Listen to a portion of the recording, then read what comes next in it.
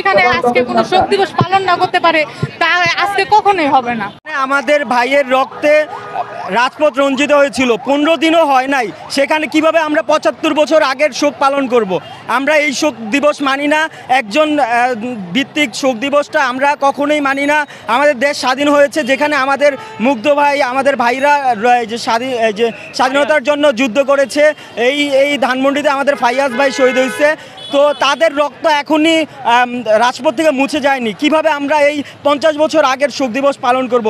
সেই ব্যাপারটা যাতে এখানে না হতে পারে, যাতে আওয়ামী লীগের দোসররা এখানে না অবস্থান করতে পারে, সেই জিনিসটা নিশ্চিত করার জন্যই আমরা এখানে অবস্থান করতে চাই। সেটা হলো যে আমরা এখনও লাউড অ্যান্ড ক্লিয়ারভাবে বলতে চাচ্ছি যে কোনো রাজনৈতিক দলের প্রতি ক্ষোভ বা কোনো কিছু নিয়ে আমরা এখানে আসি নাই। আমাদের কেন্দ্র থেকে আমাদের বলা হয়েছিল যে যেন একটা আমরা রক্তের উপর দাঁড়িয়ে যে স্বাধীনতা পেয়েছি সেটা যেন প্রতি বিপ্লবের মাধ্যমে আমাদের থেকে হারিয়ে না যায়।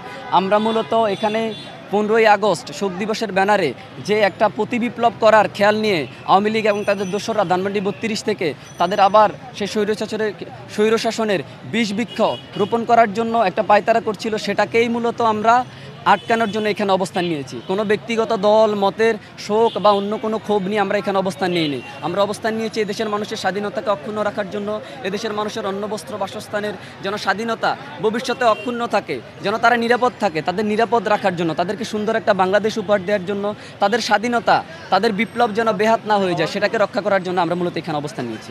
এখানে আজকে কোনো শোক দিবস পালন না করতে পারে তা আজকে কখনোই হবে না। আর এখন আপনারা যে এখানে এসেছেন, আপনারা কি এ পর্যন্ত আওয়ামী লীগের কোনো নেতাকর্মী এসেছে কিনা? না, দেখি নাই, কিন্তু তারা ছদ্মবেশে আসতে পারে। আমার চোখে আমি দেখতে পাই না। কালকে শুনেছি কালকে রাতে নাকি তারা আসছিল, তাদের যথেষ্ট দলে যাওয়া হয়েছে, আর আজকে আসলেও তাদের তাই হবে। আচ্ছা, তো আপনারা তো আমাদের রাস্তায় নামা। আপনারা কতক্ষণ অবস্থান করবেন এবং আপনাদের প্রত্যয় কি আসলে? আপনারা কতক্ষণ অবস্থান করবেন এবং যতক্ষণ না শেষ আমি সারাদিন থাকতে হলে আমি আজকে সারাদিন থাকবো। সকাল আসছি, যতক্ষণ চালাই যাবে তখনই চালাই যাবো।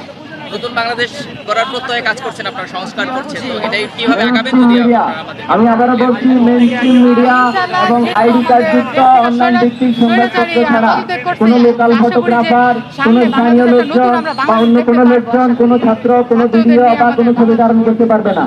দেখলে সকালবেলা থেকে আপনারা যোগাযোগ করে স্টুডেন্ট চাচ্ছে ক্যাম্পাস রাজনীতি বন্ধ করতে, আপনাদের এই বিষয়ে কোনো মতামত আছে কিনা? মেইনস্ট্রিম মিডিয়া বা ক্যাম্পাস রাজনীতি যেটা আগে ছিল, ছাত্রলীগ ছিল ক্যাম্পাসে, অবশ্যই এখন কোনো রাজনীতি থাকা যাবে না, কোনো ছাত্রলীগ তো থাকাই যাবে না। যারা থাকবে তাদেরকে অবশ্যই পদত্যাগ করতে হবে। এখন বাক স্বাধীনতা থাকবে কিনা বা ফেসবুকে কেউ মতামত জানাতে পারবে সবাই, যেহেতু আমাদের এটা গণতান্ত্রিক একটা বাংলাদেশ, তাই আমাদের সবার বাক স্বাধীনতা অবশ্যই থাকবে। সবাই নিজের নিয়ম মেনে নিজের শৃঙ্খলার মধ্যে থাকতে হবে। সেটা দেশ আমাদেরকে আইডল মনে করে অন্যান্যদের কাছে আমাদের জবাব দিয়ে আমাদের ব্যাপারে কথা বলবে, আমাদেরকে উদাহরণ হিসেবে টানবে। ওই রকম একটা পর্যায়ে বাংলাদেশকে নিয়ে যাওয়ার আগ পর্যন্ত বৈষম্য বিরোধী ছাত্র আন্দোলনের এই সংগ্রাম চলবে।